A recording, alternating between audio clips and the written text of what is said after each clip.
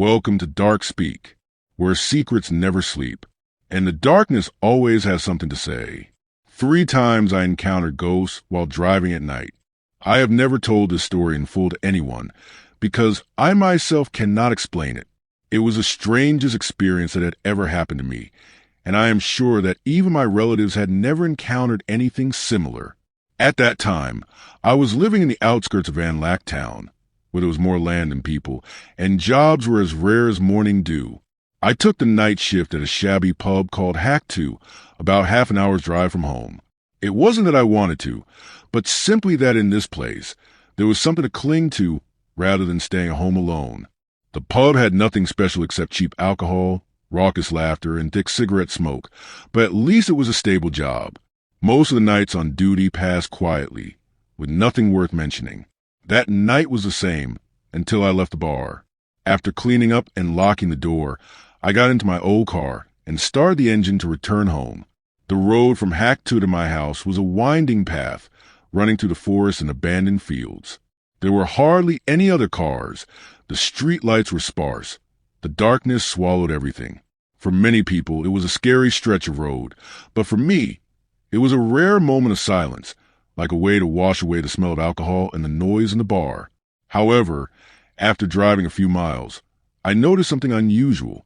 A thick fog covered everything. I was used to the hazy scenery of the evenings here, but I had never seen fog so thick that the headlights could not shine more than a few meters. I was forced to ease off the gas, moving slowly forward, my eyes straining in despair. The high beams didn't help. They just made the fog blinding, as if I was running into a thick, white wall. I felt uneasy, partly because I was tired, partly because I knew the trip home would take longer. I had gone more than half the distance when I suddenly saw something strange. In the thick fog on my right, a faint yellow light flickered, blinking continuously. At first, I thought it was just a roadside sign or some kind of reflector, but as I continued forward, the light didn't get any farther or closer. It just hovered in the same place, as if it was moving in tandem with my speed. The yellow light kept blinking steadily, slowly, like a strange heartbeat in the deadly fog. I couldn't tell if it was near or far, as if the fog was tricking my perception of distance. After less than a minute of staring at it, I felt my stomach churn. That indescribable feeling spread throughout my body, both uneasy and creepy, as if someone was watching my every move from the darkness. I decided to slow down, hoping that if I slowed down, the light would separate so that I could recognize what it was. Or better yet, it would disappear. But no. Even though I almost let the cart crawl down the road, the light kept its flashing rhythm, keeping the same distance like a shadow patiently following. At that moment, the fear really hit. I tried to stop the car completely, and as expected, the light remained, not getting closer, not going further, still silently flashing like the heart of some creature hidden in the mist. I sat there, frozen, my hands gripping the steering wheel, wondering whether to turn around and run or to risk going on. At that moment, the light began to change. It no longer just flashed, but lit up, flaring up like a small flame blown by the wind. Each time it flashed, it was brighter, stronger, like something awakening in the darkness. I knew I couldn't sit still for another second. I reached down the gear shift to put the car in reverse, but my heart stopped when I realized the engine had stopped. There was no sound, no vibration. The car was dead in the thick fog. The most terrifying thing was that I clearly remembered that I had never touched the key, and yet the car had suddenly stopped. For the first time in my life, my hands were shaking uncontrollably. I had poured wine and carried trays all day without shaking, but at that moment, my fingers were cold, shaking as if they had lost all vitality. And then, in that moment of silence, I heard a faint sound coming from the very place where the light was burning. A long, vague whisper, like a call from the depths of the underworld. As I desperately tried to start the car, a terrible thought flashed through my mind. Maybe it was a thing hovering out there that had caused the engine to die. No matter how many times I turned the key, the engine remained dead, silent as a corpse. Meanwhile, the yellow light grew brighter and brighter, as if it were sucking the life out of surroundings. My heart pounded, every vein rushed to my temples, and the thick fog was deathly silent. I desperately reached for my phone, intending to at least record it or call someone for help, but when my finger touched the screen, all that greeted me was absolute black. The battery was dead. I knew I had at least 20% left, having checked it not long before leaving the shop, and now it was dead, as if its energy had been sucked out, just like the car. Before I could think of anything else, the light suddenly burst out like an exploding star, so bright that I couldn't open my eyes. I raised both hands to cover my face, closing my eyes tightly. The intense light penetrated my eyelids, shining straight into my brain, making me dizzy. It lasted for about 10 seconds, like a giant torch hanging right in front of me. Then suddenly, everything disappeared. The fog was still there, but the strange light left no trace. Everything returned to silence, except for the sound of my pounding heart. In a panic, I tried turning the key one more time. This time, the engine suddenly started as if it had never been turned off. I immediately stepped on the gas, rushing to the thick fog, my eyes glued to the road ahead, not daring to glance at either side, not daring to blink for too long, afraid that even a misdirected glance would cause that terrifying light to return. I made it home safely that night, but the memory of the light was so haunting that I still couldn't find an explanation for it years later.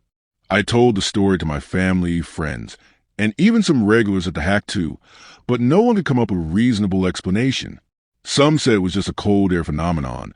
Others said it was a stray car's headlights reflecting off the road.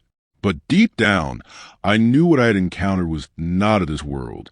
A few years later, after I had quit my job as a bartender, I took up long-haul trucking for a living. The job took me through many deserted lands, but the silence of the night road no longer brought me the same sense of peace as before.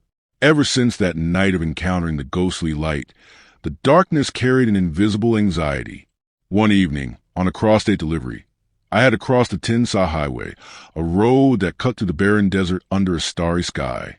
There were no towns, no gas stations, and not even streetlights for hundreds of miles. There was only a two-lane road that stretched endlessly across the cold sand. It was the kind of driving that makes people feel like they were the only ones left in the world. I sat in the cabin, eyes bleary because it was almost midnight, only about an hour to the drop-off point. But then, in a moment of glancing into the rearview mirror, I noticed something unusual. Far behind me was a dark SUV.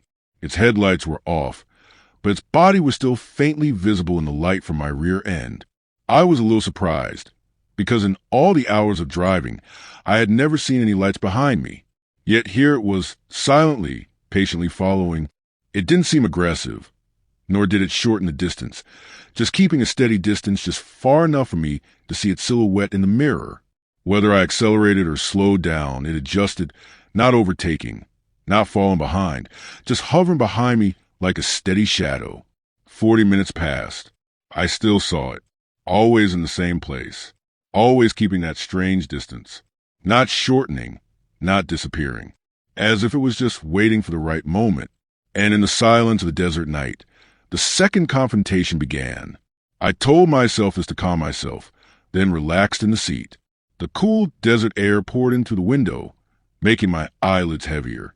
In just a few minutes, my consciousness fell into a state of half awake, half asleep. I don't know how long I slept, only remembering that a strange sound jolted me awake. It wasn't an engine, nor was it the sound of tires scraping gravel. It was like nails scraping metal, a long, piercing, creepy sound. I stopped, my heart pounding, and looked around the cabin. Nothing had changed, but I was sure the sound wasn't coming from inside the car. It was coming from outside, very close, as if someone was scratching at the cargo bed. I held my breath, straining my ears. The scratching came again, louder this time, more urgent, in long, drawn-out bursts that seemed to tear through the steel. I quickly sat up, grabbed the flashlight I'd left in the cabin, and sat still, listening. The parking lot was completely dark, save for the dim, weak light from the flickering bulb on the roof of the storage shed. The silence was suffocating, except for that eerie sound. A chill ran down my spine as I thought of the SUV. Maybe they hadn't gone far. Maybe they'd come back. But for what reason? To break into my car? To hurt me? Or Is the thing following me not human? I gritted my teeth, opened the door a crack, and stepped out in a defensive stance, holding the flashlight tightly. As soon as my feet touched the ground, the sound suddenly stopped, leaving a deadly silence. I swept the light around the lot. Old abandoned cars, a few dented trash cans, and the silence that surrounded them. Not a soul, not a movement. My heart was pounding like it was about to explode. I swallowed, slowly walking toward the back of the truck. With each step, the gravel underfoot crunched, revealing my position in the darkness. When I turned around, I shined the flashlight straight onto the cargo bed. No one, no sign of scratches. But just as I was trying to breathe a sigh of relief, something made my blood freeze. On the thin layer of dust covering the door of the cargo bed, there were 4 long, deep, straight marks. They looked like claw marks, not human, not any tool I had ever seen. There is nothing more wonderful than a night drive, especially in the summer. Imagine the warm wind blowing through the rolled-down car window, carrying the scent of fields and the chirping of insects, mixed with the sound of tires cutting across the long highway. In the countryside where I live, such quiet roads are almost a part of daily life. However, that peace never lasts long.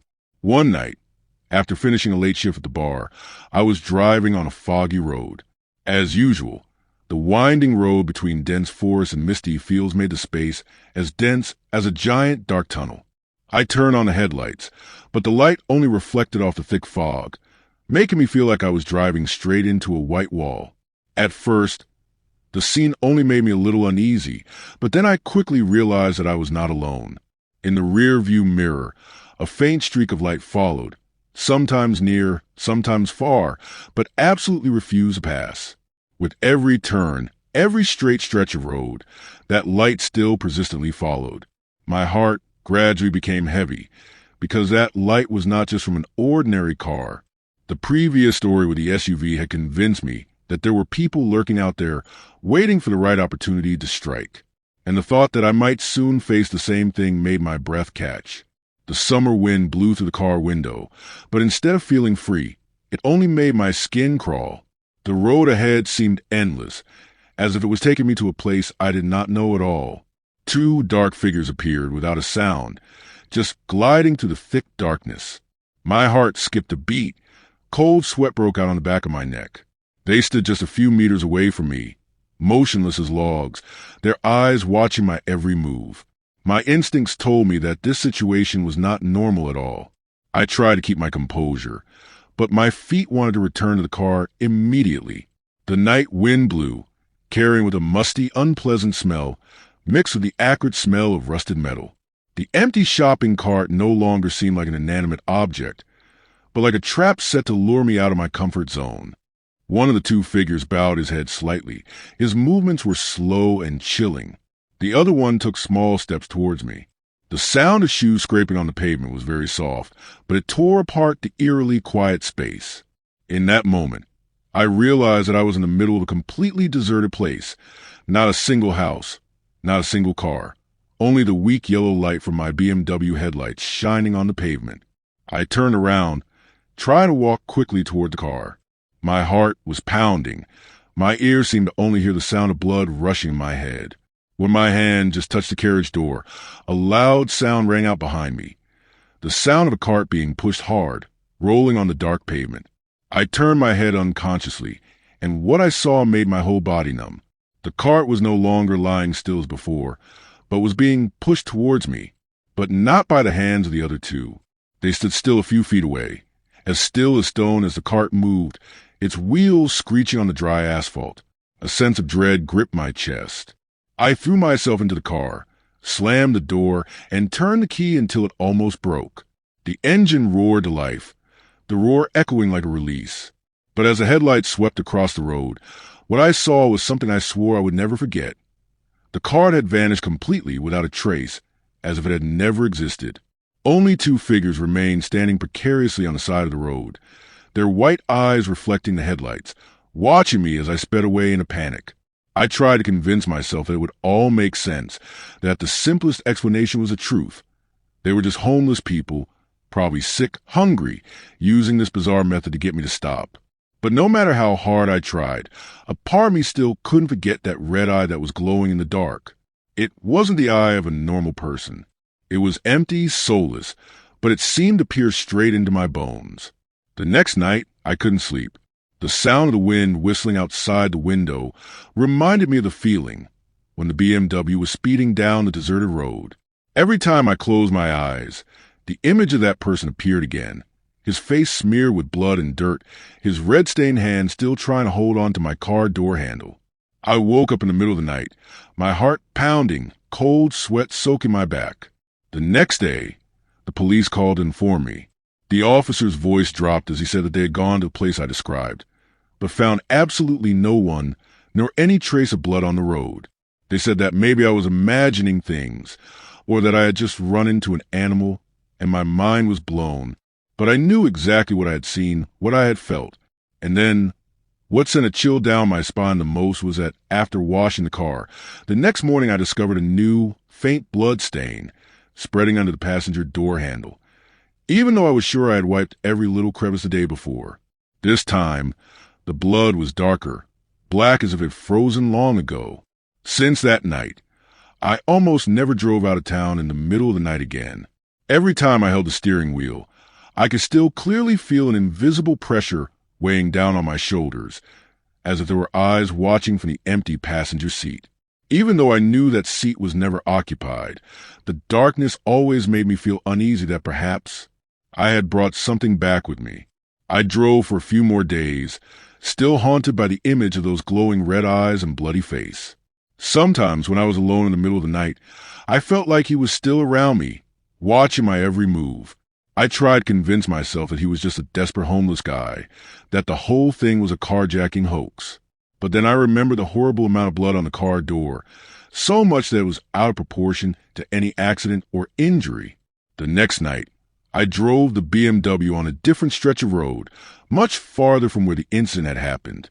There were no cars following me, and everything was strangely quiet. But as the wind blew through the window, I heard a faint whisper, as if coming from the distance behind me. I quickly turned up the music to drown it out, but the sound still seeped through each note, steady, creepy. I stopped the car on the side of the road, trying to take a deep breath. But at that moment, through the rear-view mirror, I caught a glimpse of a ragged, drenched figure, standing right in the middle of the road behind me, motionless, his red eyes glowing in the darkness. I turned around, and the road was completely empty. From that day on, I no longer dared to drive alone at night. Every time I closed my eyes, I saw that empty gaze again and a vague fear that, somehow, I had carried him with me from that fateful night. The main character worked at a bar in a remote countryside.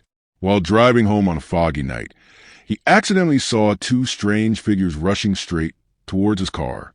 One of them slammed into the car door, leaving behind bloodstains and terrifying red eyes. Despite his panic, he still managed to drive away. After reporting to the police, he discovered that the car door was covered with more blood than usual, as if it came from a creature that was not human. From then on, he was haunted by that face and that empty gaze. Although he tried to reassure himself that it was just homeless people plotting to rob his car, a series of strange phenomena continued to occur. Mysterious whispers, shadows appearing in the rearview mirror and then disappearing. The haunting became more and more haunting, making him afraid to drive at night anymore. He gradually realized that the collision that year was not just an accident, but could have dragged along something beyond human understanding. That glowing red gaze did not disappear. It was still present somewhere around him, like an invisible mark. And from that night on, his journey driving in the dark became a lifelong obsession, because he knew for sure that he had not just accidentally encountered a ghost on the road once, but had carried it with him forever. This is the end of the story. See you in the next video. Goodbye.